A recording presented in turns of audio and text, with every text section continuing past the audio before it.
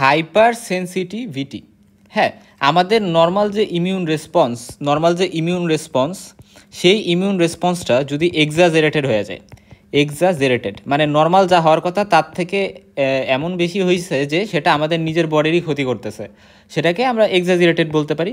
কিন্তু মনে রাখবো যে আমরা যদিও বলি হাইপার সেন্সিটিভিটি একটা এক্সাজারেটেড রেসপন্স মানে ইমিউন রেসপন্স, বাট এটা কিন্তু এক্সাজারেটেড না হয়েও আমাদের হাইপার সেন্সিটিভিটি হইতে পারে। যেমন ধরো আমরা হাইপার সেন্সিটিভিটি যখন ডিফাইন করব আমরা বলবো ইনঅ্যাপ্রোপ্রিয়েট অর এক্সেসিভ, ঠিক আছে? সো শুধু এক্সেসিভ না, কিন্তু ইনঅ্যাপ্রোপ্রিয়েটও হইতে পারে, হ্যাঁ। সো এই জিনিসটা ইম্পর্টেন্ট। আচ্ছা, এখন আসা যাক যে দেখো আমাদের বডি যখন হচ্ছে নর্মাল ইমিউন রেসপন্স যখন তৈরি করে তখন হচ্ছে বডি তো ঠিক আছে, বাট যখন অ্যাবনর্মাল ইমিউন রেসপন্স তৈরি করে বা আমরা বলতে পারি এক্সাজারেটেড তৈরি করে, তখন হাইপার সেন্সিটিভিটি, অটোইমিউনিটি, তারপরে বিভিন্ন ধরনের ইমিউনোলজিক ডিফিসিয়েন্সি, তারপরে অ্যামাইলোইডোসিস, এরকম বিভিন্ন ডিজিজ হইতে পারে। তো আমাদের আজকের আলোচনার টপিক হচ্ছে হাইপার সেন্সিটিভিটি রিয়াকশন, ঠিক আছে? এখন যে জিনিসটা তোমাদের জানতে হবে যে হাইপার সেন্সিটিভিটি যে রিয়াকশন সেটা নর্মালি আমরা 4 ভাগে ভাগ করি। Hyper sensitivity type 1, type 2, type 3, তারপর হচ্ছে টাইপ 4, ঠিক আছে? আমরা এভাবে ভাগ করি। যে জিনিসটা ক্রুশাল সেটা হচ্ছে ফার্স্টের যে 3টা, এই ফার্স্টের 3টা হচ্ছে অ্যান্টিবডি মিডিয়েটেড, অর্থাৎ এই হাইপার সেন্সিটিভিটিগুলোতে অ্যান্টিবডি কিন্তু কন্ট্রিবিউট করে, অ্যান্টিবডিও থাকে, অ্যান্টিজেনও থাকে। বাট এই 4 নম্বরটা হচ্ছে সেল মিডিয়েটেড। সো এই জিনিসটা ইম্পর্টেন্ট। সো সেল মিডিয়েটেড মানে কি? ওই যে আমরা পড়ছিলাম না যে আমরা একটা জিনিস জানছিলাম যে টি হেল্পার সেল বা টি লিম্ফোসাইট, যেটা টি লিম্ফোসাইটের মধ্যে CD4 যেটা, সেটা তো টি হেল্পার সেল। তো নর্মালি টি সেলের মধ্যে টি হেল্পার সেল 2 যেটা, এটা হচ্ছে আমাদের বি সেলকে অ্যাক্টিভেট করে এবং এটা হলো অ্যান্টিবডি ফর্মেশনে হেল্প করে। বাট টি হেল্পার সেল 1 যেটা ছিল সেটা কিন্তু অ্যাক্টিভেটেড হয়ে পরবর্তীতে আমরা জানি সাইটোটক্সিক যে টি সেল বা CD8 যেটা 8 পজিটিভ, এটার দিকে যায় এবং এটাকে অ্যাক্টিভেট করে এবং সেল মিডিয়েটেড ইমিউনিটিতে কন্ট্রিবিউট করে। সো সেই সেল মিডিয়েটেড যে বিষয়টা, সেটাতে আমরা দেখব সেটার যে হাইপার সেন্সিটিভিটি রিয়াকশানটা সেটা হচ্ছে 4 এবং বাকি 3টা কিন্তু 3, এই ক্ষেত্রে অ্যান্টিবডি মিডিয়েটেড। তো আমি শুরু করার আগে, আমি যে বিষয়গুলো শুরু করব তার আগে আমি আরও বেশ কিছু কথা বলতে চাই। যে দেখো টাইপ 1, টাইপ 2, টাইপ 3, এই 3টা নিয়ে আমি কিছু কথা বলবো। টাইপ 4 নিয়ে তো আমরা আলাদা করে কথা বলবোই, বাট এই 3টা নিয়ে আমি কিছু ডিফারেন্স নিয়ে কথা বলবো। মনে রাখবা যে টাইপ 1 যেটা, এই টাইপ 1-এ অ্যান্টিজেন যেটা, এই অ্যান্টিজেনটা হচ্ছে ফ্রি অ্যান্টিজেন হয়। ফ্রি অ্যান্টিজেন কি বললাম? Free antigen. এটা বলতে কি বোঝায়? ধরো বাহির থেকে তোমার নাক দিয়ে নেজাল রুটে কোনো একটা পোলেন ঢুকছে বা কোনো ডাস্ট ম্যাটেরিয়াল ঢুকছে, অথবা ধরো হচ্ছে তুমি ওরালি হচ্ছে চিংড়ি মাছ খাইছো, শ্রিম্প খাইছো, চিংড়ি মাছ খাইছো। তো এই যে বিষয়গুলো, শ্রিম্পের যে পার্টিকেলসগুলো সেগুলো তোমার জন্য অ্যান্টিজেন হিসেবে কাজ করতে পারে, বা পোলেন এটা অ্যান্টিজেন হিসেবে কাজ করতে পারে, ডাস্ট এগুলো অ্যান্টিজেন হিসেবে কাজ করতে পারে। সো এই সবগুলোই কিন্তু আমরা এক্সোজেনাসের কথাই বললাম, বাট এইগুলো কিন্তু ফ্রি অ্যান্টিজেন, অর্থাৎ এগুলো কোনো কিছুর সাথে অ্যাটাচড বা বাউন্ড থাকে না, এগুলো বাহিরে এমনি ঢুকে এবং সেটা বডির মধ্যে যে কোনো কিছুর সাথে বাউন্ড আছে ব্যাপারটা এরকম না, এগুলো ফ্রি থাকে শুরুতে, মানে যখন বডিতে ঢুকলো এবং বডির মধ্যে থাকবে ফ্রি থাকে। কিন্তু অ্যান্টিবডির কথা যদি বলি, অ্যান্টিবডি যেটা, এই অ্যান্টিবডিটা অ্যাটাচ থাকে, এটা হচ্ছে ফ্রি না। এবং এই যে মানে টাইপ 1 হাইপার সেন্সিটিভিটি, এখানে যে অ্যান্টিবডিটা সেটা সবসময় আমরা মনে রাখবো ইমিউনোগ্লোবুলিন ই যেটা, এটা হচ্ছে এক্ষেত্রে হচ্ছে আমাদের অ্যান্টিবডি, বাট এটা বললাম না যে এটা অ্যাটাচ থাকে। সো অ্যান্টিজেনটা থাকে ফ্রি আর অ্যান্টিবডি থাকে অ্যাটাচড। তো কার সাথে অ্যাটাচ থাকে মনে রাখবা সবসময়, এটা আইদার ব্যাজোফিল হচ্ছে সার্কুলেশনে যে আমরা জানি এক ধরনের হোয়াইট ব্লাড সেল, সেটা ব্যাজোফিল, অথবা মাস্ট সেল হচ্ছে এক ধরনের কানেকটিভ টিস্যু সেল আমরা বলতে পারি। এটা বিভিন্ন জায়গায় থাকে মাস্ট সেল, ঠিক আছে? আমাদের স্কিনের নিচে, তারপর হচ্ছে আমাদের মানে বিভিন্ন ইনার যে লাইনিংগুলো আছে এপিথেলিয়াল, সেই সাব এপিথেলিয়াল রিজনে মাস্ট সেল পাওয়া যায়, কানেকটিভ টিস্যু সেল। সো এই মাস্ট সেলের গায়ে এবং ব্যাজোফিলের গায়ে, ধরো সাপোজলি আমি বললাম যে ধরো এটা হচ্ছে একটা মাস্ট সেল, তো এই মাস্ট সেলের গায়ে এই অ্যান্টিবডিটা এভাবে থাকে, এটা হচ্ছে IgE, সো এইভাবে বাউন্ড থাকে অ্যান্টিবডি, হ্যাঁ। সো এই বিষয়টা আশা করি বুঝতে পারছো। তো এটা হলো কি আমাদের টাইপ 1। টাইপ 2 এর ক্ষেত্রে মনে রাখবা, টাইপ 2 এর ক্ষেত্রে অ্যান্টিজেন থাকে বাউন্ড। এবং কোথায় বাউন্ড থাকে? যেমন ধরো আমি ধরলাম এই যে একটা আরবিসি, কি রেড ব্লাড সেল। তো এই রেড ব্লাড সেলের গায়ে তো অ্যান্টিজেন থাকে, তো এই যে রেড ব্লাড সেল এটার গায়ে অ্যান্টিজেন আছে। সো এই অ্যান্টিজেনটা রেড ব্লাড সেলের অ্যান্টিজেন, এটা রেড ব্লাড সেলেরই অ্যান্টিজেন। সো এটা বাউন্ড অবস্থায় আছে রেড ব্লাড সেলের সাথে। পাশাপাশি আমি ধরলাম অ্যান্টিবডি যেটা, এই অ্যান্টিবডিটা এক্ষেত্রে হবে আইদার আইজিএম অথবা আইজিজি হইতে পারে, আইজিএম এগুলো হইতে পারে। তো এই যে অ্যান্টিবডিগুলো মেইনলি আইজিজি আমরা ধরতে পারি, তো আইজিএম অথবা আইজিজি হইতে পারে। তো এই আইজিএম বা আইজিজি যে অ্যান্টিবডিটা, এই অ্যান্টিবডিগুলো থাকে বাহিরে এবং অ্যান্টিবডিগুলো থাকে ফ্রি। সো এই কথাটা ইম্পর্টেন্ট যে অ্যান্টিবডিগুলো ফ্রি এবং অ্যান্টিজেনগুলো বাউন্ড এক্ষেত্রে, মানে এটার উল্টা কাইন্ড অফ। কিন্তু এই জায়গায় হচ্ছে ফলে এই অ্যান্টিবডি আমি ধরলাম আইজিজি, এই আইজিজিটা যখন এই অ্যান্টিজেনের সাথে যে বাইন্ড করবে, ধরলাম আরবিসির গায়ে যে অ্যান্টিজেন আছে সেখানে বাইন্ড করবে এবং সেখানে নিজের অ্যান্টিজেনের বিরুদ্ধে বা নিজের অ্যান্টিজেনের বিরুদ্ধে এখানে ধরলাম এটা একটা রিয়াকশন করতেছে যেটা ফ্রি অ্যান্টিবডি। সো ফলে যেটা হচ্ছে যে এখানে কিন্তু অটোইমিউন হেমোলাইটিক অ্যানিমিয়া হয় বা অটোইমিউন হেমোলাইসিস হয়, যে জিনিসগুলো আমরা নিয়ে এক এক করে জানবো। বাট কাহিনী হচ্ছে যে এখানে আমাদের মেইন যে কথাটা যে অ্যান্টিজেনটা থাকে বাউন্ড, যেই অর্গানটায় বা যেই জায়গাটায় ড্যামেজ হবে যেই পার্টটাতে সেখানেই বাউন্ড থাকে অ্যান্টিজেনটা। আর পাশাপাশি আমাদের অ্যান্টিবডিটা কি থাকে, অ্যান্টিবডিটা হচ্ছে থাকে ফ্রি এবং এখানে অ্যান্টিবডি মেইনলি হচ্ছে আইজিজি বা আইজিএম এগুলা। আচ্ছা, এখন টাইপ 3তে যে কথাটা মাথায় রাখবো, দেখো এই যে 1 বা 2 এই কোনো ক্ষেত্রেই কিন্তু আমরা ফ্রিলি যদি জাস্ট আমরা সেরাম নিলাম, ব্লাড নিয়ে আমরা চেক করলাম যে এখানে কোনো অ্যান্টিজেন অ্যান্টিবডি কমপ্লেক্স পাচ্ছি কিনা, অ্যান্টিজেন অ্যান্টিবডি যুক্ত হয়ে ব্লাডে ফ্রিলি ঘুরতেছে কিনা। আনসার হচ্ছে এই দুই জায়গার কোনো জায়গায় আমরা ফ্রি অ্যান্টিজেন অ্যান্টিবডি কমপ্লেক্স পাবো না। কেন পাবো না? কারণ তুমি লক্ষ্য করতে পারতেছো যে আইদার কোনো জায়গায় অ্যান্টিবডি বাউন্ড আবার কোনো জায়গায় অ্যান্টিজেন বাউন্ড। সো যেহেতু বাউন্ড থাকতেছে এই ঘটনাগুলো সবই ঘটতেছে ব্যাসোফিল বা মাস সেলে, এই ঘটনাগুলো সবই ঘটতেছে যেই জায়গায় অ্যান্টিজেনটা বাউন্ড আছে, সেটা আরবিসি হইতে পারে বা basement membrane of the kidney হইতে পারে, সেগুলো আমরা দেখবো এক এক করে। বাট কোনো জায়গায় কিন্তু আমরা অ্যান্টিজেন অ্যান্টিবডি ফ্রি অবস্থায় পাবো না ব্লাডে। বাট টাইপ 3তে যে ঘটনাটা ঘটে সেটা হচ্ছে অ্যান্টিজেন এটাও ফ্রি থাকে, অ্যান্টিবডি এটাও ফ্রি থাকে। সো এই জিনিসটা ইম্পর্টেন্ট। এবং অ্যান্টিজেন অ্যান্টিবডি দুইটাই যেহেতু ফ্রি থাকে তাই এরা কমপ্লেক্স গঠন করতে পারে, যেটাকে আমরা ইমিউন কমপ্লেক্স বলি। কি বলি? Immune complex. এবং এই ইমিউন কমপ্লেক্সটা পরবর্তীতে ব্লাডে ঘুরে বেরিয়ে পরবর্তীতে এরা যে অর্গানটাতে বা যে জায়গাটাতে এরা ড্যামেজ করবে সেখানে এরা যে ডিপোজিট হয়। কি ডিপোজিট হয়? এই যে ইমিউন কমপ্লেক্স বা অ্যান্টিবডি অ্যান্টিজেন কমপ্লেক্স এরা যে ডিপোজিট হয়। সো এই বেসিক কথাগুলো যদি আমাদের একটু মাথায় থাকে তাহলে মোটামুটি আমরা অনেক কিছু বুঝবো। এখন আসো আমরা এক এক করে একটু আগাই যে হাইপার সেন্সিটিভিটি বলতে কী বোঝায় সেটা আমরা বলছি। এবং পাশাপাশি আমাদের ক্লাসিফিকেশন যদি বলি, আমরা মেইনলি এটাকে 4টা ভাগে ক্লাসিফাই করি, টাইপ 1, টাইপ 2, টাইপ 3। এটাকে আমরা বলি কমস অ্যান্ড জেল ক্লাসিফিকেশন। কি? Coombs and Gell classification. এটা মনে রাখতে পারো। কম মানে হচ্ছে চিরুনি, এবং জেল মানে হচ্ছে মানে ধরো তুমি চুলে তো জেলও নাও, সো ওইভাবে মনে রাখতে পারো কমস অ্যান্ড জেল। আচ্ছা, যাই হোক, এখন type 1 hyper sensitivity, type 2 hyper sensitivity. তো এগুলার অন্য যে নাম সেটা হচ্ছে ইম্পর্টেন্ট, যে টাইপ 1কে আমরা হচ্ছে ইমিডিয়েট হাইপার সেন্সিটিভ বলি বা এটাকে অ্যানাফাইলেকটিক হাইপার সেন্সিটিভিটি বলতে পারি। কারণ কেন অ্যানাফাইলেকটিক? কারণ এখানে হচ্ছে অ্যানাফাইলেকটিক শক বা অ্যানাফাইলেক্সিস হইতে পারে এই কারণে। কারণ আইজিই যেটা এটা কি করে, এটা হচ্ছে যেহেতু মাস সেলের গায়ে এভাবে থাকে। সো আইজিই যেটা এটা মাস সেলের গায়ে যেহেতু থাকে, এখানে ভিতরে অনেক মাস সেলের গায়ে ভিতরে হচ্ছে হিস্টামিন থাকে। এই হিস্টামিনগুলো কী করে, ইটা অ্যাক্টিভেটেড হলে রিলিজ হয়ে যায় হিস্টামিন। সো হিস্টামিন বাইরে রিলিজ হয়ে গেলে কিন্তু ব্রঙ্কো কনস্ট্রিকশন হইতে পারে, অ্যানাফাইলেকটিক শক হইতে পারে, অ্যানাফাইলেক্সিস হইতে পারে। এবং 2 যেটা এটা হচ্ছে সাইটোটক্সিক হাইপার সেন্সিটিভিটি।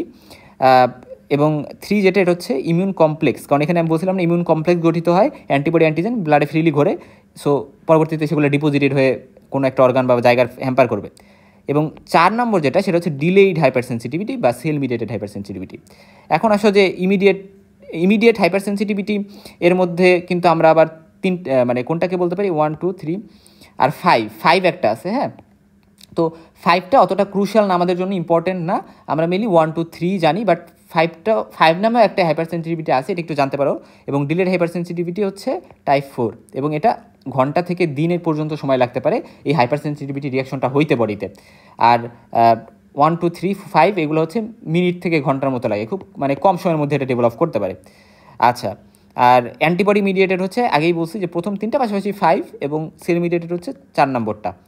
এখন আসো যে টাইপ 1 হাইপার সেন্সিটিভিটি নিয়ে আমরা কথা বলবো, ঠিক আছে? আচ্ছা, তো টাইপ 1 হাইপার সেন্সিটিভিটি নিয়ে যখন কথা বলবো, আবার আমি শুরুতে একটু কিছু কথা বলে নিই, তাহলে হচ্ছে বুঝতে সুবিধা হবে। মনে করো, কি মনে করবা তুমি? মনে করো যে সাপোজলি আমি ধরলাম যে এই যে হচ্ছে ধরো এই যে হচ্ছে লাং, হ্যাঁ, এই যে ধরো তোমার লাং। তো তুমি কি করছো, তুমি হচ্ছে তোমার রেসপিরেটরি রুটে হচ্ছে ডাস্ট বা পোলেন যেটাকে আমরা বলি পোলেন, ধরলাম এইগুলা ঢুকছে। সো ঢোকার পরে নর্মালি যেটা হয় যে আমাদের শুরুতে হচ্ছে রেসপিরেটরি ট্র্যাক্টে হচ্ছে এখানে সিলিয়া থাকে, এপিথিলিয়াম থাকে, এপিথিলিয়ামে তো এখানে সিলিয়া থাকবে। তো নর্মালি মিউকোসিলিয়ারি অ্যাকশনের কারণে হয় কি, যখন ধরো এই পার্টিকেলটা ঢুকছে, এই পোলেনটা ঢোকার পর এগুলোকে এইভাবে বের করে দিয়ে এটা হচ্ছে ল্যারিংসে নিয়ে যায় এবং ল্যারিংস থেকে পরবর্তীতে এটা সোয়ালোড হয়ে বের হয়ে যায় বডি থেকে। এটা একটা মেকানিজম। বাট ধরো এই ডাস্ট পোলেন পার্টিকেলটা মিউকোসিলিয়ারি এটার মাধ্যমেও বডি থেকে বের হইতে পারে না, এগুলো লাঙেই ঢুকছে। লাঙে ঢোকার পরে যেটা হয় যে এখানে ম্যাক্রোফেজ থাকে, যেটাকে আমরা বলি অ্যালভিউলার ম্যাক্রোফেজ। তো অ্যালভিউলার ম্যাক্রোফেজ যেটা, সেটা হচ্ছে এগুলাকে মানে ইনগালফ করে নেয়, বা আমরা বলতে পারি এগুলাকে খেয়ে ফেলে এবং ধ্বংস করে দেয়। বাট কিছু স্পেশাল পার্সন আছে যারা জেনেটিক্যালি তাদের ক্ষেত্রে যেটা হয় যে জেনেটিক্যালি তাদের ক্ষেত্রে এরকম একটা মানে এমএইচসি, যেটা তাদের এমএইচসি বা আমরা এই সেলে বলি, তো এই এমএইচসি বা এই সেলে এইগুলা কি থাকে, এগুলা দ্বারা হচ্ছে এই মানে এমন জেনেটিকভাবে তারা ডিজাইন থাকে যে MHC2 এই মলিকিউলটা কিছু পার্সনের ক্ষেত্রে, দেখো এই জিনিসটা কিন্তু সব পার্সনের ক্ষেত্রে না, জাস্ট যারা জেনেটিক্যালি প্রিডিসপোজড তাদের ক্ষেত্রে যেটা হয় যে ধরো আমি এখানে ছবিটা বড় করে রাখি, এই ছবিটা ধরো এটা হচ্ছে অ্যালভিউলার ম্যাক্রোফেজ। তো এটা হচ্ছে ভিতরে পোলেনগুলাকে নিছে, যেই পোলেনগুলো ঢুকছে। এখন যারা নর্মাল পার্সন তাদের ক্ষেত্রে এই পোলেনগুলো মানে ম্যাক্রোফেজ এটা ধ্বংস করে দিছে। বাট কিছু পার্সন আছে যাদের ক্ষেত্রে এই ম্যাক্রোফেজটা কী করে, এরা হচ্ছে ক্লাস টু MHCর মাধ্যমে, আমি ধরলাম এটা হচ্ছে একটা class 2 MHC protein, MHC class 2 protein. তো MHC ক্লাস 2 প্রোটিনের মাধ্যমে অ্যান্টিজেন প্রেজেন্টিং সেল হিসেবে তখন এই ম্যাক্রোফেজটা কাজ করবে, এবং এরা কী করবে, এই অ্যান্টিজেনগুলোকে এখানে প্রেজেন্ট করবে, এবং প্রেজেন্ট করে এখানে হচ্ছে গিয়ে এখানে নেওয়ার পরে হচ্ছে গিয়ে প্রেজেন্ট করবে কার কাছে, অবশ্যই টি সেলের কাছে। টি সেল বলতে আমরা কাকে বুঝি, টি হেল্পার সেল। তো টি হেল্পার সেলের কাছে প্রেজেন্ট করবে। তো এটা টি হেল্পার সেল আমি ধরলাম, এবং আমরা জানি টি হেল্পার সেলে কী থাকে, টি সেল রিসিপ্টর থাকে। তো এটা হচ্ছে TCR বা টি সেল রিসিপ্টর। এই টি সেল রিসিপ্টরের কাছে অ্যান্টিজেনটাকে বা পোলেনটাকে দিয়ে দিবে। তো যখন এটাকে এখানে দিয়ে দিবে, তখন আমরা আবার জানি যে এখানে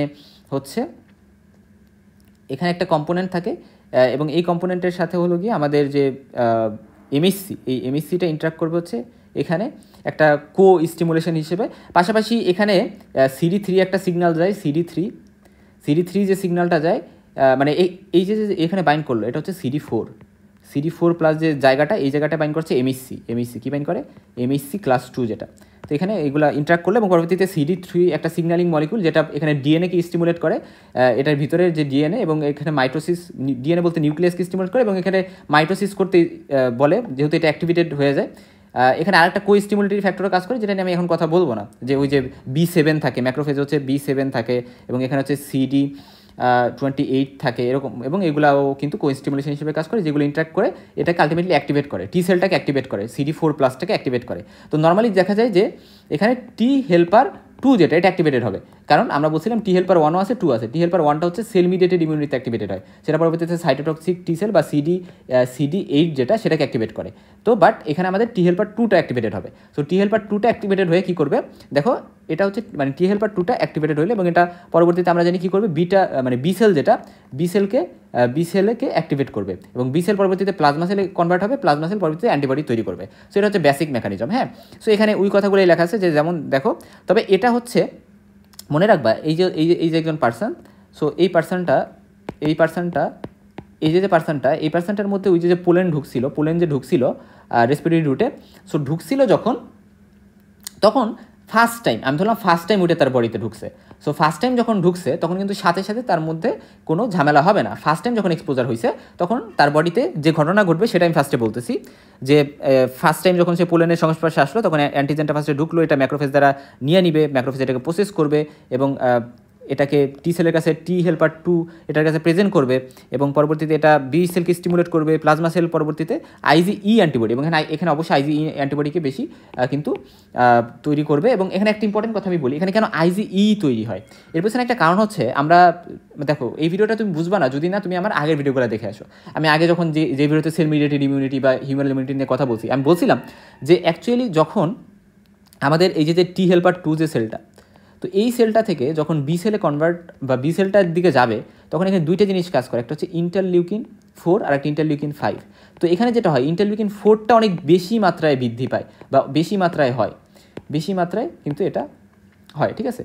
সো এটা হচ্ছে ম্যাচুরেশন হিসেবে কাজ করে, ম্যাচুরেশন ফ্যাক্টর, এবং এই ম্যাচুরেশন ফ্যাক্টরটা কী করে, এটা IgE এর দিকে নিয়ে যায়, যেহেতু মানে ইন্টারলিউকিন-4টাই বেশি তৈরি হয়, অনেক বেশি তৈরি হয়, এই জন্য মানে অ্যান্টিবডিটাই তৈরি হয়, ইমিউনোগ্লোবুলিন হ্যাঁ, অন্যটা তৈরি না হয়, ঠিক আছে। সো এই জিনিসটা ইম্পর্টেন্ট। এখন আসো যে আইজিই তো তৈরি হওয়ার পর এটা যে কাজটা করে, আমাদের যে ব্যাজোফিল আছে বা মাস্ট সেল আছে এগুলোর গায়ে যে এভাবে এরা বাউন্ড করে থাকবে, ঠিক আছে, এরা বাউন্ড করে থাকবে এবং FC পোর্শনের মাধ্যমে এরা বাউন্ড করে, হ্যাঁ। আর এই যে এইগুলো তো অ্যান্টিজেন বাইন্ডিং সাইট, যেটাকে আমরা ফ্যাব পোর্শন বলি। আচ্ছা, যাই হোক, এখন আসো যে এখন ওই পার্সনটাতে এই পার্সনটাতে আমি ধরলাম আবারও সে পোলনের এক্সপোজার হয়েছে। ফার্স্টে তার বডিতে মানে 1 সপ্তাহ 2 সপ্তাহ গেছে, তার বডিতে অ্যান্টিবডিটা আইজিটা তৈরি হয়ে আসে।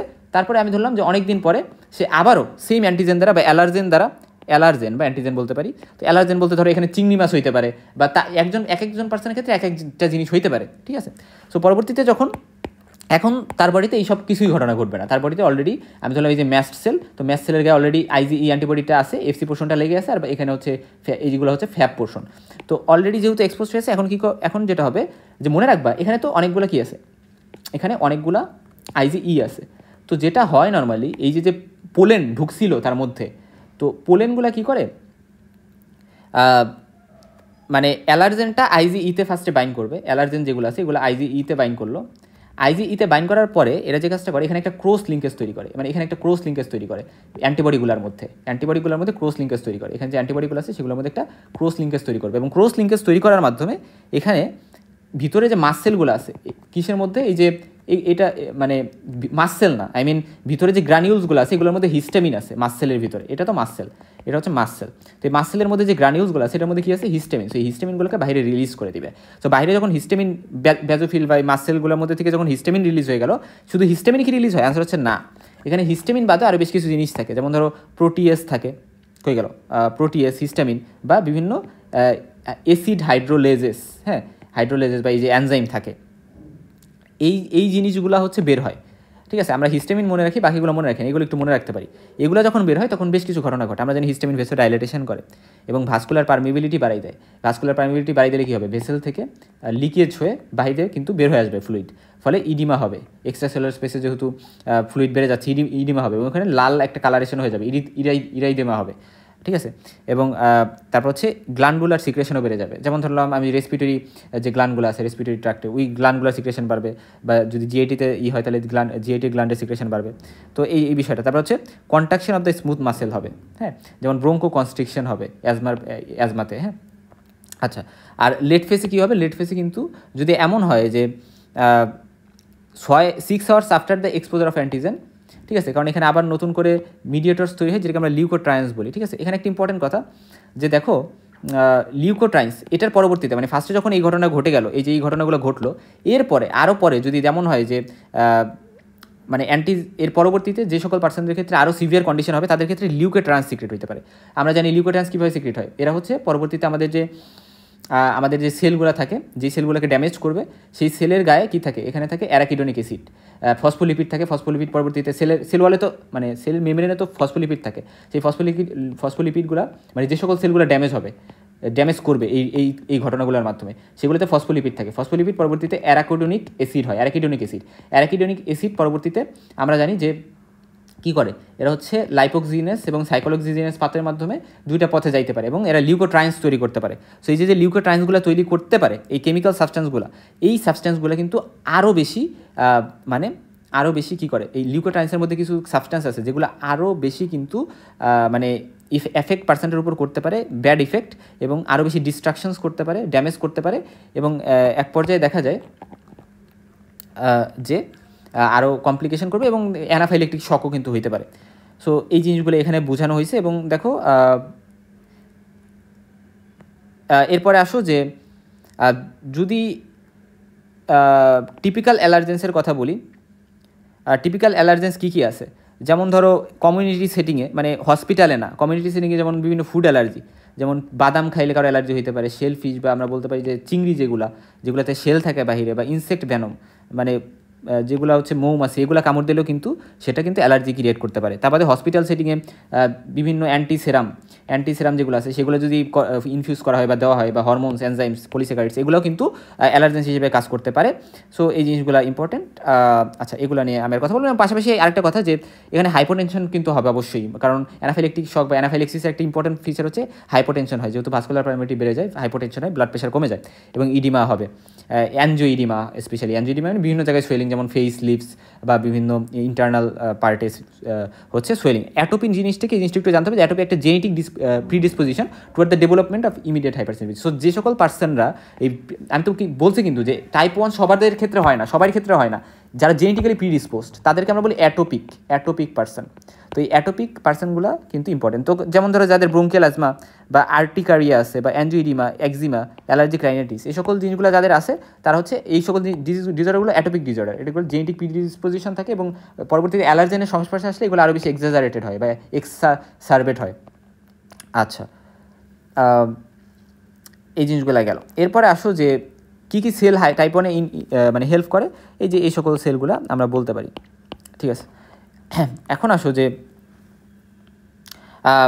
মানে কিছু মিডিয়েটর, যেমন ভেসোঅ্যাক্টিভ মিডিয়েটরস হিসেবে টাইপ এখানে হিস্টামিন কাজ করে, তারপরে এখানে প্রোটিয়েস বা হাইড্রোলেস এই সকলগুলো তো সিক্রেট মানে বের হয়, ডিগ্রানুলেশন যখন হয় হিস্টামিন মানে ম্যাস্ট সেল বা বেজোফিলে, তখন এগুলো তৈরি হয়। এবং প্রোটিওগ্লাইকেন্স হিসেবে হেপারিন, তারপরে কন্ড্রোইটন সালফেট এগুলোও কিন্তু ওই জায়গায় প্রেজেন্ট থাকতে পারে। আর সেকেন্ডারি মিডিয়েটরস হিসেবে লিউকোট্রাইন্স বের হবে, prostaglandin D2, platelet activating factor এবং সাইটোকাইন্স পরবর্তীতে এগুলো হচ্ছে লেট ফেজে তৈরি হয়, এবং এগুলো তৈরি হয়ে কিন্তু অবস্থাটাকে আরও খারাপ করতে পারে। আচ্ছা, ঠিক আছে, ওকে। এরপরে আসা যাক যে অ্যানাফাইলেকটয়েড রিয়াকশন যেটা পড়ছিলাম, সেটা কি, সেটা হচ্ছে যে এগুলো কিন্তু আইজিই মিডিয়েটেড না। ওই যে আমরা বলছিলাম না, মনে আছে তোমাদের, যে কমপ্লিমেন্টের মধ্যে কিছু কমপ্লিমেন্ট আছে, যেমন ধরো C5A, 4A, 3A। সো এই যে কমপ্লিমেন্টগুলো ছিল এগুলো কিন্তু অ্যানাফাইলেকটয়েড রিয়াকশানে হেল্প করে। এগুলো কী করে, এগুলো হচ্ছে আমাদের যে বেজোফিল বা ম্যাস্ট সেল থাকে এগুলোর এখানে বাইন্ড করে, এই কী করে, এই যে আমাদের কমপ্লিমেন্টগুলো আছে এগুলো বাইন্ড করার ফলে এখানে ডিগ্রানুলেশন হয় এবং এগুলো সিক্রেট হয়, কিন্তু এটা আইজিই মিডিয়েটেড না। এটা আমরা কমপ্লিমেন্টের লেকচারে অলরেডি সুন্দর করে বলে আসছি। সো অ্যানাফাইলেকটয়েড রিয়াকশন আর অ্যানাফাইলেক্সিস বা অ্যানাফাইলেকটিক রিয়াকশন দুইটা সেম না। সো এই দুটোর মধ্যে কনফিউজিং করা যাবে না। সো দেখো এখানে এই জিনিসটা পড়লেই বুঝবা, যেটা ইমিডিয়েটেড, এটা আইজি ইমিডিয়েটেড না।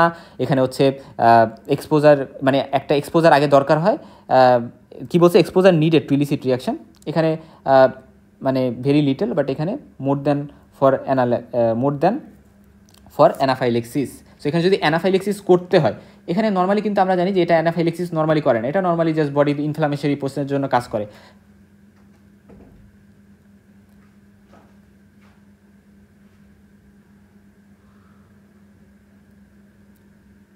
আচ্ছা, সো এই জিনিসটা ইম্পর্টেন্ট। হ্যাঁ, এরপর আসা যাক যে এটা হচ্ছে ডোজ ডিপেন্ডেন্ট না, বাট এটা ডোজ ডিপেন্ডেন্ট।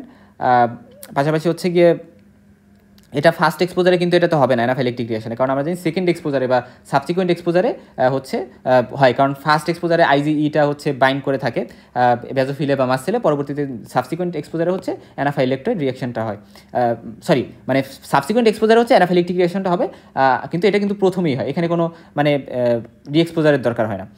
আচ্ছা, এবং সেন্সিটাইজেশন এখানে রিকোয়ার্ড হয়, এখানে হয় না। সেরকম ডিফারেন্সগুলো নিজে বানাই বললেই হবে। আচ্ছা, এরপরে হচ্ছে এগুলো দরকার নেই। এরপরে আসো টাইপ 2-তে আমরা চলে আসি।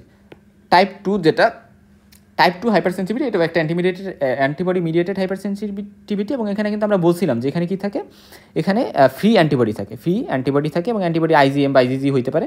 এবং অ্যান্টিজেন যেটা, এটা হচ্ছে পার্টিকুলার কোনো জায়গায় বাউন্ড থাকে, যেমন ধর আমি আরবিসির উদাহরণ দিয়েছিলাম যে আরবিসিতে অ্যান্টিজেন বাউন্ড আছে, বা আমি উদাহরণ দিয়েছি বা বলছিলাম যে বেসমেন্ট মেমব্রেন যেটা আছে কিডনি, সেখানে বেসমেন্ট মেমব্রেনও কিন্তু বাউন্ড থাকতে পারে, এরকম বিভিন্ন জায়গায় বাউন্ড থাকতে পারে। এখন দেখো এখানে যেটা হয় যে কোনো একটা জায়গায় অ্যান্টিজেন বাউন্ড আছে, ওই জায়গায় যে ফ্রি অ্যান্টিবডিটা বাইন্ড করে, মানে ওই অ্যান্টিজেনের সাথে যায়। তো এটা হচ্ছে বেসিক মেকানিজম, ঠিক আছে। এবং দেখো এখানে প্রিরিকুইজিট কি, অ্যান্টিজেনটা অবশ্যই সেল সার্ফেসে বাউন্ড থাকতে হবে, এবং অ্যান্টিজেনটা সাধারণত ধরো সাপোজলি এটা আরবিসি, এবং আরবিসিতে এখানে অ্যান্টিজেনটা বাউন্ড আছে, তাহলে এই এই অ্যান্টিজেনটা আরবিসিরই অ্যান্টিজেন, এটাকে বলতেছি আমরা ইন্ট্রেনজিক। অর্থাৎ সাধারণত অ্যান্টিজেনটা বাহির থেকে আর সেরকম না, এরা ওই জায়গাটারই ইন্ট্রেনজিক হয়, ওই সেল মেমব্রেনের, ঠিক আছে। তারা এক্সোজেনাসও হইতে পারে, যেমন স্পেশালি ড্রাগের ক্ষেত্রে আমরা বলতে পারি, বাট বেশিরভাগ ক্ষেত্রে ইন্ট্রিনসিকই হয়। আর টাইপ হচ্ছে এই জায়গায় অ্যান্টিবডি মিডিয়েটেড অবশ্যই, এবং এখানে অ্যান্টিবডি হচ্ছে আইজিজি বা আইজিএম থাকতে পারে। এখন আসো এইগুলোর মেকানিজমটা। সো এই মেকানিজমগুলো খুব ভালো করে পড়বা, এবং এই মেকানিজমগুলো একেবারে সহজ। তুমি যদি আমার আগের লেকচারগুলো দেখো, কমপ্লিমেন্টের লেকচারটা দেখো বা তার আগের লেকচারগুলো দেখো, তাহলে এইগুলো স্পষ্ট বুঝবা। এখানে বেশ কয়েকটা মেকানিজম আছে। ফার্স্ট কথা অপসোনাইজেশন এবং ফ্যাগোসাইটোসিস। সেকেন্ড কথা হচ্ছে এখানে আমরা কমপ্লিমেন্ট ডিপেন্ডেন্ট সেলুলার সাইটোটক্সিসিটির মাধ্যমে এখানে আমরা হাইপার সেন্সিটিভিটি হতে পারে, ইনফ্লামেশন হতে পারে, অ্যান্টিবডি ডিপেন্ডেন্ট সেলুলার সাইটোটক্সিটি বা যে এডিসিসি বলতেছি, বা অ্যান্টিবডি ডিপেন্ডেন্ট সেলুলার ডিসকাউন্ট। আচ্ছা, এখন আসো আমরা এক এক করে জানবো। এখন প্রত্যেকটা তোমার জানতে হবে যে টাইপ 2 হাইপার সেন্সিটিভিটি এই সকলভাবে কাজ করতে পারে। ফার্স্টে যেটা যে অপসোনাইজেশন অ্যান্ড ফ্যাগোসাইটোসিস, এটাতে কী বলা হয়েছে দেখো, যে আমি বললাম যে ধরো এটা আরবিসি, তো আরবিসিতে এখানে আমি ধরলাম যে এখানে হচ্ছে অ্যান্টিজেন আছে। এখন এই অ্যান্টিজেনের সাথে যে কী করবে, আমাদের এখানে অ্যান্টিবডিটা আমি এখানে বাইন্ড করবে, রাইট? সো অ্যান্টিবডিটা কীভাবে বাইন্ড করবে? ফর শিওর এখানে হচ্ছে এইভাবে বাইন্ড করবে, রাইট? সো এইভাবে অ্যান্টিবডিটা বাইন্ড করলো। এটা হচ্ছে এফসি পোর্শন। তো এফসি পোর্শনটা আমরা দেখলাম। এখন আমরা কি জানি যে অ্যান্টিবডির যে এফসি পোর্শন থাকে, সেই এফসি পোর্শনে কী হয় যে এখানে কমপ্লিমেন্ট বাইন্ডিং সাইট থাকে। সো এখানে কমপ্লিমেন্টের C1টা ফার্স্টে লাগলো, পরে C1টা পরবর্তীতে মানে আমাদের যে C4 থাকে এটাকে ক্লিভ করে, মানে ক্লাসিক্যাল পাথের কথা বলতেছি, যেহেতু অ্যান্টিবডি অ্যান্টিজেন কমপ্লেক্স এখানে গঠিত হয়ে গেছে। তারপর C4b এখানে আমরা পাই, 2b পাই, সেটা পরবর্তীতে আবার 3কে অ্যাক্টিভেট করে এবং আমরা 3b পাবো, ঠিক আছে? এটা পরবর্তীতে আবার পরবর্তীতে কী করে, C5b করে। সো এই যে বিষয়গুলো এইভাবে করে, এবং পরবর্তীতে 5b সাথে 6, 7, 8, 9 কেনে, এটা হচ্ছে মেমব্রেন অ্যাটাক কমপ্লেক্স। সো এই জিনিসগুলো তোমরা সবাই জানো, এটা কি মেমব্রেন অ্যাটাক কমপ্লেক্স। এখন আসো যে এই যে কমপ্লিমেন্ট সিস্টেমকে ক্লাসিক্যাল পাথওয়েতে অ্যাক্টিভেটেড হইলো, তো এখানে বিভিন্ন কী হয়, অপসোনিন তৈরি হয়, যেমন C3b, C4b। এই যে 3b, 4b এবং 3b এগুলো হচ্ছে মিলে অপসোনিন হিসেবে কাজ করে। এবং অপসোনিন মানে কি সেটা আমরা খুব ভালো করেই জানি। আমরা অপসোনিন মানে কি বলছিলাম, যে ধরো এই যে একটা অ্যান্টিজেন, তো এই অ্যান্টিজেনটাতে কী করলো আমাদের, আমি ধরলাম এই অ্যান্টিজেনটাতে কী করলো, এই অ্যান্টিজেনটাতে অ্যান্টিবডি বাইন্ড করলো।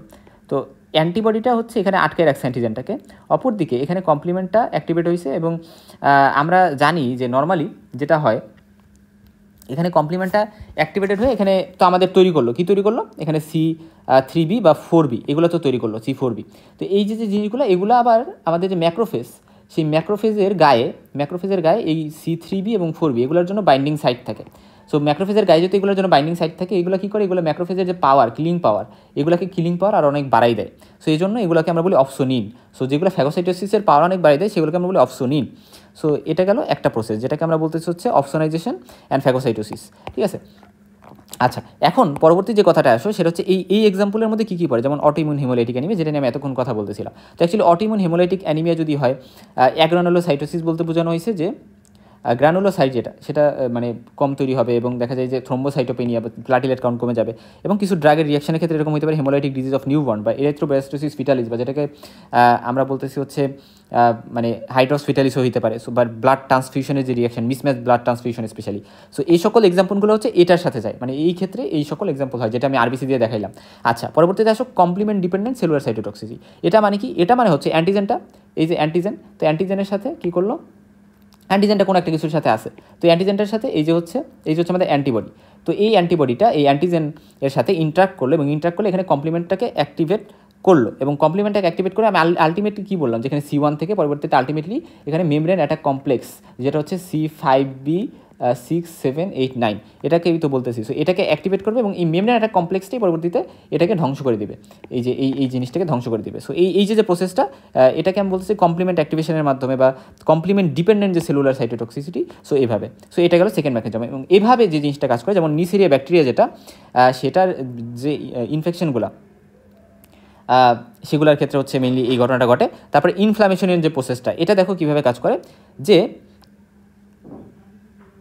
নর্মালি আমাদের বিভিন্ন এই যে আমি কমপ্লিমেন্ট অ্যাক্টিভেশনের কথা বললাম, যে এখানে বিভিন্ন কমপ্লিমেন্ট অ্যাক্টিভেশন হচ্ছে অ্যান্টিবডির এখানে, সো এখানে তো C5এও তৈরি হবে, C5 তৈরি হবে, রাইট? তো এই যে C5 তৈরি হয়, এই C5 এটা বা 3A বা 5A এগুলো মেনলি কেমোট্যাকটিক এজেন্ট হিসেবে কিন্তু কাজ করে। সো যেহেতু এগুলো কেমোট্যাকটিক এজেন্ট হিসেবে কাজ করে, এগুলো কী করবে, নিউট্রোফিল বা লিউকোসাইটসগুলোকে অ্যাট্রাক্ট করবে, বা যে জায়গায় প্রবলেম হচ্ছে, ধরলাম এই জায়গায় হচ্ছে অ্যান্টিজেনটা, তো এই জায়গা হচ্ছে অ্যান্টিজেন। এখন অ্যান্টিজেন এখানে অ্যান্টিবডিটা এখানে কমপ্লিমেন্ট অ্যাক্টিভেশন করে এখানে হচ্ছে C5 তৈরি করছে বা 4 বা এগুলো তৈরি করছে। সো এগুলো আবার কেমোট্যাকটিক এজেন্ট হিসেবে কাজ করে। এগুলো কী করবে, এই জায়গাটাতে বেশি বেশি লিউকোসাইট বা নিউট্রোফিল এগুলোকে অ্যাট্রাক্ট করবে এই সাইট অফ দ্য অ্যাকশনে। এবং এখানে অ্যাট্রাক্ট করলে যেটা হবে, এবং নর্মালি দেখা যায় যে অ্যানাফাইলোটক্সিনসগুলোও এখানে অ্যাক্টিভেটেড বা কাজ করে, যে 5A 3A 4A এগুলো কিন্তু অ্যানাফাইলোটক্সিন হিসেবে কাজ করে, এবং এগুলো আলটিমেটলি লিউকোসাইটকে অ্যাট্রাক্ট করে, পাশাপাশি ভাস্কুলার পারমিটিভিটি বাড়াই দেয়, ফলে এই লিউকোসাইটগুলো আরও বেশি বেশি আসতে পারে, এবং এগুলো ইনফ্লেমেটরি বিভিন্ন মিডিয়েটর সিক্রিট করে। সো এই জায়গাটাতে দেখা যায় পোস্টাগ্ল্যান্ডিন, ভেসোডাইলেটর, পেপটাইডস, কেমোট্যাকটিক সাবস্টেন্স বা বিভিন্ন লাইসোজোমাল এনজাইম সিক্রিট করে, যেগুলোর মাধ্যমে এটা কিল হবে। সো এই যে ইনফ্ল্যামেটরি প্রসেস, সেটা বলতে আমরা এটা বুঝতেছি, যেমন রিউমেটিক ফিভার বা হচ্ছে মানে vascular rejection in organ grafts. So organ গ্রাফটসের ক্ষেত্রে যে রিজেকশন বা গ্লোমেরুলোনেফ্রাইটিস, এই সকল ক্ষেত্রে হচ্ছে এই প্রসেস, ইনফ্ল্যামেটরি প্রসেসে হয়, ঠিক আছে। আর অ্যান্টিবডি ডিপেন্ডেন্ট সেলুলার সাইটোটক্সিসিটির ক্ষেত্রে কি একটু লক্ষ্য করো, যে ক্ষেত্রে টার্গেট যে সেলটা, এটাতে IgG যে অ্যান্টিবডি সেটা লাগলো, এবং অর্থাৎ আমরা যদি একটু দেখি যে এটা হচ্ছে আরবিসি না, এটা আমি ধরলাম একটা সেল, এবং সেই সেলটার সাথে বা সেই জায়গাটার সাথে এই যে অ্যান্টিজেন আছে। এখন এখানে হচ্ছে অ্যান্টিবডি। তো অ্যান্টিবডিতে আরেকটা জিনিস জেনে থাকবে, অ্যান্টিবডিতে কিন্তু আমাদের কিছু ন্যাচারাল কিলার সেলের জন্য কিন্তু রিসেপ্টর থাকে এফসি পোর্শনে, বা ন্যাচারাল কিলার সেল, বা আমরা বলতে পারি স্পেশাল কিছু সেল নিউট্রোফিলের জন্য তো থাকেই, আর ম্যাক্রোফেজের জন্য তো থাকে, এটা আমরা জানি। তো ন্যাচারাল কিলার সেলের জন্য থাকতে পারে। তো এই যে ন্যাচারাল কিলার সেল, এই ন্যাচারাল কিলার সেলটা হচ্ছে একটা স্পেশাল সেল, যেটার মধ্যে পারফোরিনস এবং গ্রানজাইমস, তারপর হচ্ছে গ্রানজাইমস এরকম কিছু সাবস্ট্যান্স থাকে, যেই সাবস্ট্যান্সগুলো হচ্ছে সাইটোলাইটিক বা এরা কী করে, এরা হচ্ছে সিক্রেট করে এটাকে ধ্বংস করে দেয়। সো এটা একটা মেকানিজম যেটার মাধ্যমে সেল লাইসিস হওয়া পসিবল, বা উইদাউট ফ্যাগোসাইটোসিস। এক্ষেত্রে ফ্যাগোসাইটোসিস হবে না, এক্ষেত্রে কিছু সাবস্ট্যান্স রিলিজ হবে যেটার মাধ্যমে এটা ধ্বংস হয়ে যাবে। সো এটা হচ্ছে গ্রাফ রিজেকশন বা লাইসিস অফ প্যারাসাইট, কোনো প্যারাসাইটকে ধ্বংস করতে বা টিউমার সেলকে ধ্বংস করতে এই প্রসেসটা মেনটেন হইতে পারে, যেটাকে আমরা অ্যান্টিজেন ডিপেন্ডেন্ট সেলুলার সাইটোটক্সিটি বলি, ADCC। এই ক্ষেত্রে NK সেল, ন্যাচারাল কিলার সেল কাজ করে, এটা আমরা জানি বা পড়ছি আগে। আচ্ছা, ঠিক আছে। আর অ্যান্টিবডি ডিপেন্ডেন্ট সেলুলার ডিসফাংশন, এটা আরেকটা আছে। এটার ক্ষেত্রে আমরা যেটা মাথায় রাখবো, যেটা আমরা ধরলাম এটা হচ্ছে একটা এপিথেলিয়াল সেল থাইরয়েড গ্ল্যান্ডের। তো থাইরয়েড গ্ল্যান্ডের যে সেল, এখানে কী আছে, এখানে হচ্ছে TSH, এগুলোর জন্য রিসেপ্টর থাকে, এগুলোর জন্য রিসেপ্টর থাকে, যেটা হচ্ছে থাইরয়েড স্টিমুলেটিং হরমোন। তো নর্মালি যেটা হয় যে আমাদের এটা থেকে আমি T3 T4 এই যে থাইরয়েড হরমোনগুলো, এই থাইরয়েড হরমোনগুলো এই সেল থেকেই সিক্রিট হবে। এখন নর্মালি যেটা হয় যে TSHগুলো এখানে বাইন্ড করে, ফলে TSH T4 T3 T4 এর লেভেলটা কন্ট্রোল করে।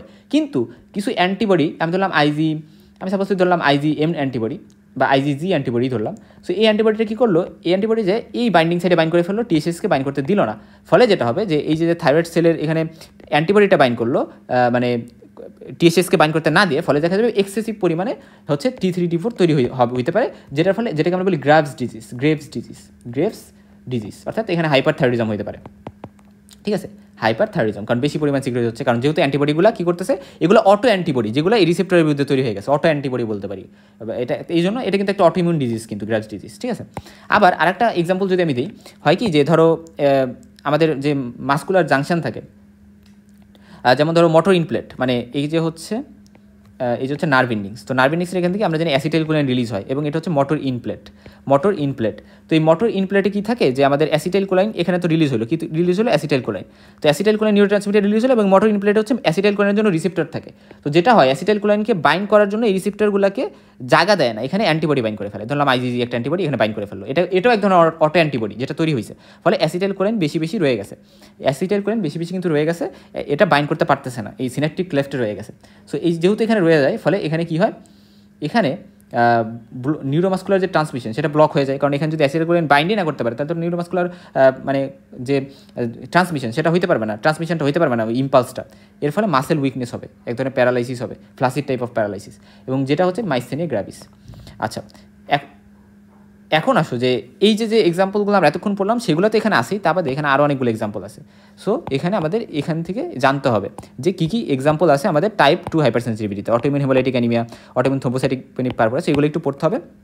এবং টার্গেট অ্যান্টিজেন এবং মেকানিজম অফ ডিজিজ কী, মানে আমরা বেশ কিছু মেকানিজম পড়ছি, তো তার মধ্যে কোন মেকানিজমে কাজ করছে এবং কী কী ম্যানিফেস্টেশন এখানে হয়, সেগুলো এখানে আছে, এগুলো আমাদের একটু দেখতে হবে, পড়তে হবে। So that's it. এরপরে আসা যাক, আমরা পরবর্তী যেখানে চলে যাব। আচ্ছা, এগুলো নিয়ে কথা বলবো না। টাইপ 3-তে চলে যাব। টাইপ 3-তে দেখো কী হয়, আমি টাইপ 3-তে বলছিলাম যে এখানে ফ্রি ইমিউন কমপ্লেক্স থাকে, এই জন্য এটাকে ইমিউন কমপ্লেক্স হাইপার সেন্সিটিভ বলে। এখানে অ্যান্টিজেন অ্যান্টিবডিগুলো ফ্রিলি ঘুরে বেড়ায় এবং এরা যে ডিপোজিটেড হয় যেই জায়গায় এরা ড্যামেজটা করবে, ঠিক আছে। যেমন ধরো এই যে দেখো অ্যান্টিজেন অ্যান্টিবডির সাথে কম্বাইন করে সার্কুলেশনের মধ্যে, এবং সার্কুলেশনে এরা ইমিউন কমপ্লেক্স গঠন করে, এবং এরা বিভিন্ন জায়গায় যেমন স্পেশালি ভেসেল ওয়ালে ডিপোজিটেড হয়ে থাকে, এবং এক্সট্রা ভাস্কুলার বিভিন্ন সাইটও এরা ডিপোজিটেড হইতে পারে। এবং এগুলার মাধ্যমে এরা কী করে, ইমিউন কমপ্লেক্স যেখানেই ডিপোজিটেড হবে সেখানে কমপ্লিমেন্ট সিস্টেমকে অ্যাক্টিভেট করবে, এবং পলিমরফো নিউক্লিয়ার যে সেলস আছে সেগুলো অ্যাট্রাক্টেড হবে সাইটে, বিভিন্ন যে ইমিউন সেল সেগুলো সেখানে অ্যাট্রাক্ট হবে এবং ইনফ্লামেশন হবে এবং টিস্যু ইনজুরি হবে, ড্যামেজ হবে। যেমন ধরো আমি যদি একটু বলি, যেমন ধরো এই যে অ্যান্টিবডি, এই অ্যান্টিজেন, এগুলো ব্লাডে ফার্স্টে ইন্ট্রাক্ট করলো এবং ব্লাডে এরা কী করলো, অ্যান্টিজেন অ্যান্টিবডি কমপ্লেক্স গঠন করলো, এবং এই পরবর্তীতে দেখা যায় যে এই কমপ্লেক্সগুলো আমি বললাম ব্লাড ভেসেলে ডিপোজিটেড হইলো এবং সেখানে কমপ্লিমেন্টকে অ্যাক্টিভেট করে এবং এখানে অ্যাক্টিভেট করলো। তো পরবর্তীতে দেখা যায় যে এখানে তো বিভিন্ন কী থাকে, এই যে ধরো C5A যেটা এটা আমরা জানি হচ্ছে একটা কেমোট্যাকটিক সাবস্টেন্স হিসেবে কাজ করে, এবং দেখা যায় যে এরা পরবর্তী যেহেতু এটা কেমোট্যাকটিক সাবস্টেন্স হিসেবে কাজ করে, এখানে ইনফ্লামেশন হবে বেশি, এবং সেগুলো বিভিন্ন এনজাইমকে রিলিজ করতে পারে, এবং আলটিমেটলি অ্যান্ডোথেলিয়াম বা এই ব্লাড ভেসেলে কিন্তু বিভিন্ন ড্যামেজ করবে। সো ব্লাড ভেসেলে কিন্তু ড্যামেজ করার মাধ্যমে এরা কিন্তু ডিজিজ করতে পারে। আচ্ছা, এটা গেল আমি বললাম ব্লাড ভেসেলে জমা হয়েছে। এখন এক্সট্রা ভাস্কুলার বিভিন্ন জায়গায় কিন্তু এরা সেটেল হইতে পারে, যেমন এসএলইর ক্ষেত্রে, ঠিক আছে, এসএলইর ক্ষেত্রে, বা হচ্ছে পোস্ট স্ট্রেপ্টোকক্কাল অ্যাকিউট গ্লোমেরুলার নেফ্রাইটিসের ক্ষেত্রে, এগুলো হচ্ছে গ্লোমেরুলার যে বেসমেন্ট মেমব্রেন সেখানে যে জমা হয়। তারপর হেপাটাইটিস পলিআর্টারিটিস নোডুসা, এক্ষেত্রে যেটা হয় যে হেপাটাইটিস বি ভাইরাস যেটা, এটা হচ্ছে অ্যান্টিজেন হিসেবে কাজ করে, এবং পরবর্তীতে দেখা যায় যে এখানে অ্যান্টিবডিটা এটার বিরুদ্ধে কাজ করে, এরা পরবর্তীতে ব্লাড ভেসেলেই এরা কিন্তু জমা হয় এবং জমা হয়ে পলিআর্টারিটিস নোডুসা করে। সো অ্যান্টিজেন হিসেবে হেপাটাইটিস বি যেটা ব্লাডেই থাকে, এবং পরবর্তীতে দেখা যায় যে ব্লাডে অ্যান্টিবডিটা রিয়াকশন করে ব্লাড ভেসেলেরই ড্যামেজ করে, ফলে ভাস্কুলাইটিস হয়। এবং রিয়াক্টিভ আর্থাইটিস বলতে বোঝানো হয়েছে যে ইয়ারসেনিয়া যে মানে স্পিসিসটা আছে, সেই ইয়ারসেনিয়া মেইনলি এখানে অ্যান্টিজেন হিসেবে কাজ করে। এটা বডিতে ঢুকলে বিভিন্ন জয়েন্টে যায়, দেখা যায় যে সেটা কিন্তু কমপ্লেক্সটা জমা হইতে পারে, ইমিউন কমপ্লেক্সটা, এবং সেটা রিয়াক্টিভ আর্থাইটিস করতে পারে।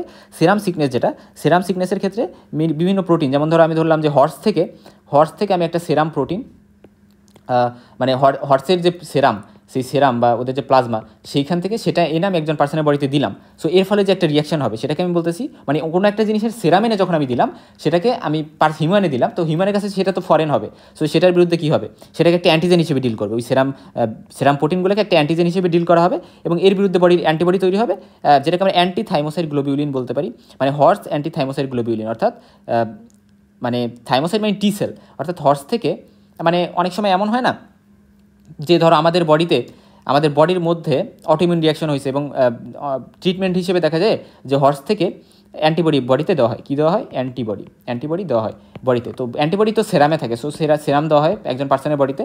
সো সেই সেরামের মধ্যে গ্লোবিউলিন থাকে, যেটাকে আমরা অ্যান্টিথাইমোসাইড গ্লোবিউলিন বলতেছি, বা ATG। তো এই জিনিসটা থাকে, তো এটা যখন থাকে এটা অ্যান্টিজেন হিসেবে কাজ করে, তো এটার বিরুদ্ধে আবার আমাদের বডি একটা অ্যান্টিবডি তৈরি করে। এই অ্যান্টিবডিটাই, মানে হর্সের অ্যান্টিবডিটা কিন্তু আমাদের বডির জন্য একটা অ্যান্টিজেন।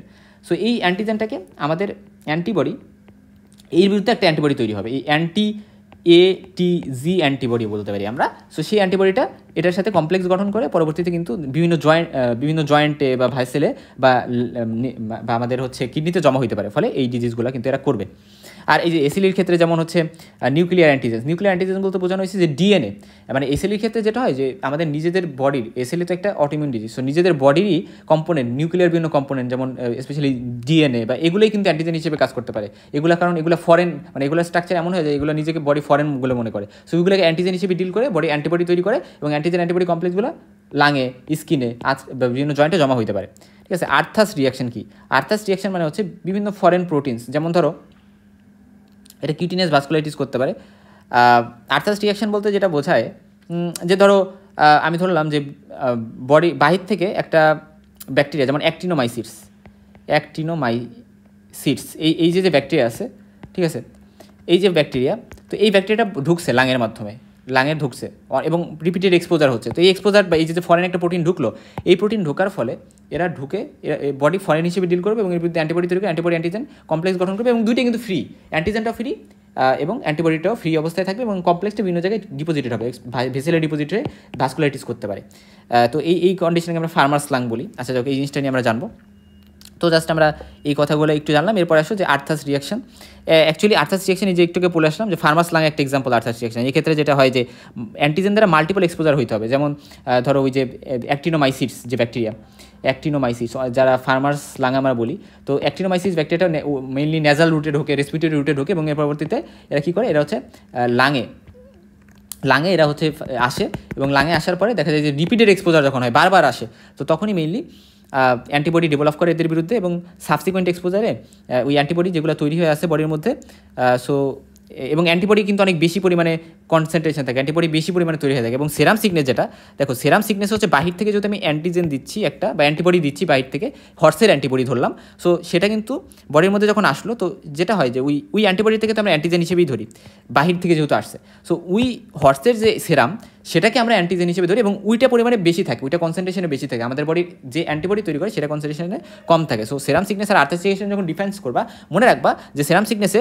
অ্যান্টিজেন বেশি থাকে, অ্যান্টিবডি কম থাকে, আর এখানে হচ্ছে অ্যান্টিবডি বেশি থাকে, অ্যান্টিজেন কম থাকে। অর্থাৎ বাহির থেকে হয়তো বা কম অ্যাক্টিনোমাইসিস ব্যাকটেরিয়া ভিতরে ঢুকছে বা অ্যান্টিজেন ঢুকছে, বাট অ্যান্টিবডি অনেক বেশি তৈরি হয়।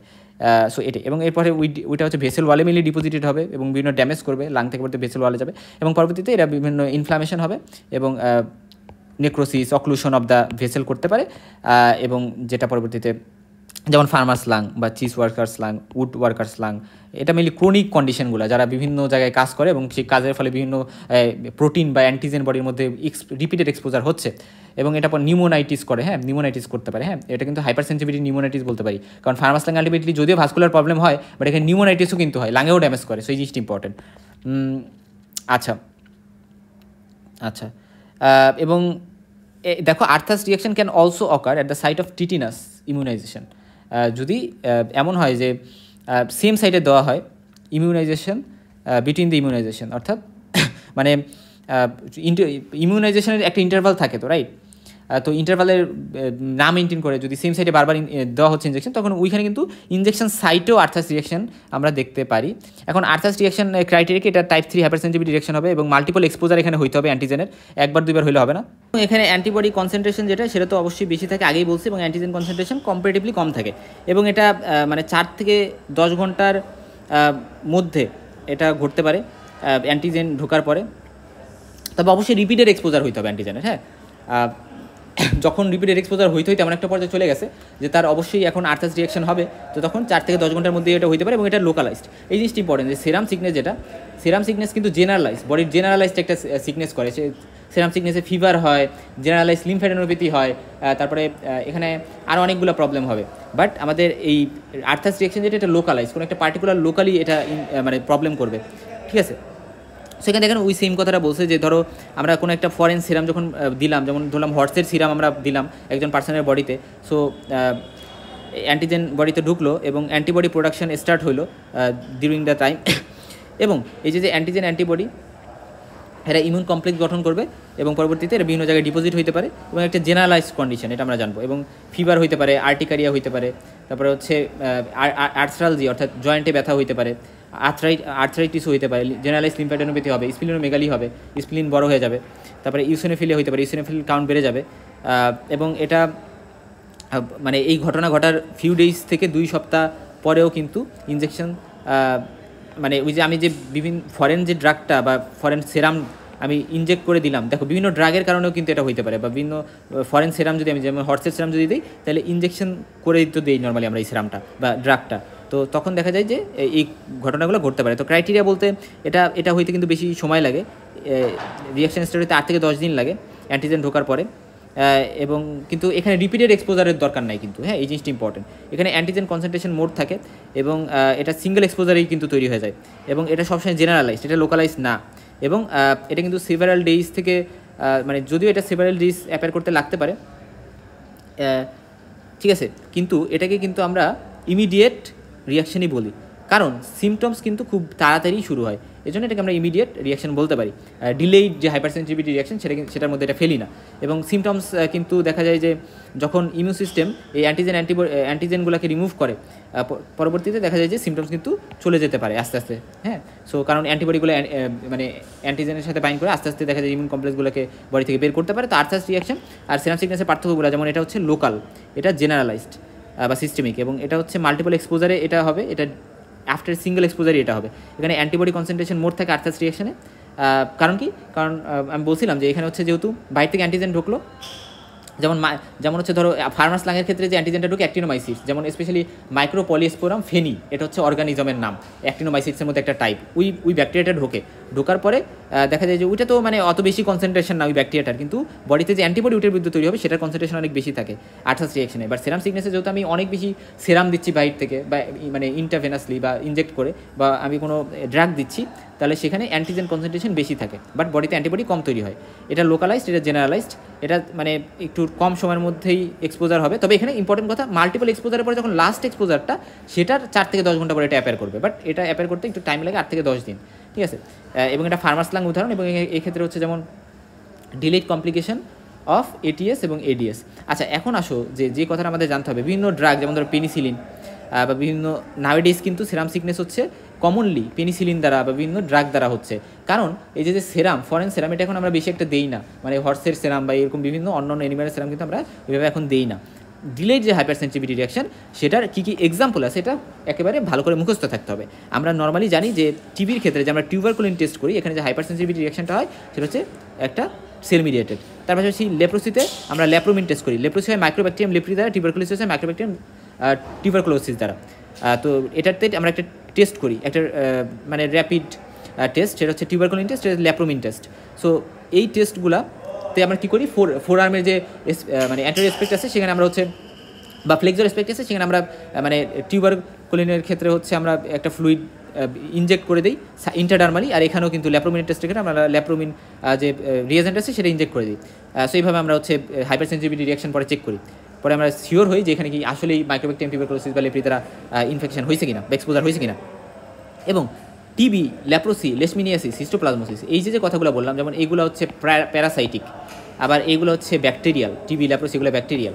এই যে ইনফেকশনগুলো, এই ইনফেকশনগুলোতে বিভিন্ন গ্রানুলোমা তৈরি হয়। কী তৈরি হয়? গ্রানুলোমা বা ক্রনিক ইনফ্লামেটরি এগুলো ডিজিজ, এবং এক্ষেত্রে অনেক ডিলে হয় কিন্তু সাইন সিমটমস বা ম্যানিফেস্টেশন বা হাইপার সেন্সিটিভিটি প্রকাশ পাইতে। এই জায়গায় যে লেশন হয় সেই জায়গায় আমরা এই ডিলেড হাইপার সেন্সিটিভিটি পাই। কন্ট্যাক্ট ডার্মাটাইটিস, ঠিক আছে, এখানে দেখা যায় যে ইনঅর্গানিক বিভিন্ন সাবস্টেন্স দ্বারা যদি রিপিটেড এক্সপোজার হয়, তাহলে স্কিনে কিন্তু এই ডার্মাটাইটিসটা হতে পারে, যেটাকে আমরা কন্ট্যাক্ট ডার্মাটাইটিস বলতেছি। স্কিনে এই সাবস্টেন্সগুলোর কন্ট্যাক্টের কারণে এগুলো হয়ে যাচ্ছে। তারপরে গ্রাফট যে রিজেকশন, ঠিক আছে, গ্রাফট রিজেকশন আমরা অন্য জায়গায় পড়ছিলাম। কোন জায়গায় বলো তো? আমরা যখন আগের টাইপ মানে হাইপার সেন্সিটিভিটি পড়ে আসলাম, ঠিক আছে, আমরা যখন টাইপ 2 পড়লাম, টাইপ 2 ওইখানেও কিন্তু, বা টাইপ 3 ওইখানে কিন্তু আমরা গ্রাফ রিজেকশন দেখছিলাম, বাট গ্রাফ রিজেকশন এখানেও হতে পারে। আচ্ছা, তারপর টাইপ 1 ডায়াবেটিস মেলাইটিসের ক্ষেত্রে, মাল্টিপল স্ক্লেরোসিসের ক্ষেত্রে, রিউমাটয়েড আর্থ্রাইটিসের ক্ষেত্রে, ক্রনস ডিজিজের ক্ষেত্রে। সো এগুলোর নাম আমরা মনে রাখতে হবে। ক্রনস ডিজিজ এটা একটা মানে এটা কি একটা ইনফ্লামেটরি বায়োল ডিজিজ। রিউমাটয়েড আর্থ্রাইটিস এটা একটা অটোইমিউন ডিজিজ, এটার ফলে মানে জয়েন্টকে এটা মেইনলি এফেক্ট করে। আচ্ছা, এরপর আসা যাক যে এখানে যেটা হয়, আগের মেকানিজমগুলো সেম এখানে, মানে আমরা আগের মেকানিজম বলতে আমরা যে সেল মিডিয়েটেড হিউম্যান ইমিউনিটি পড়ছিলাম, ওই জায়গায় মেকানিজমটা পড়ছিলাম যে CD4 যে হেল্পার সেল ছিল, স্পেশালি TH1 যেটা, এখানে TH1 সেল মিডিয়েটেড ইমিউনিটিতে। তো এটা কি করে? এটা হচ্ছে অ্যান্টিজেন প্রেজেন্টিং সেল দ্বারা অ্যান্টিজেন প্রেজেন্টিং যে সেল দ্বারা সেই সেলের মধ্যে যে সেলটা তারা যে MHC দ্বারা যে কী করবে, MHC ক্লাস 2 দ্বারা এরা কী করলো, এটা হচ্ছে প্রেজেন্ট করলো CD1 এর কাছে, এবং সেই প্রেজেন্টেশনের ফলে দেখা যায় বিভিন্ন ইন্টারলিউকিন বা সাইটোকাইন্স এখানে তৈরি হয়, ইন্টারলিউকিন 1, 6, 12 এগুলো পরবর্তীতে,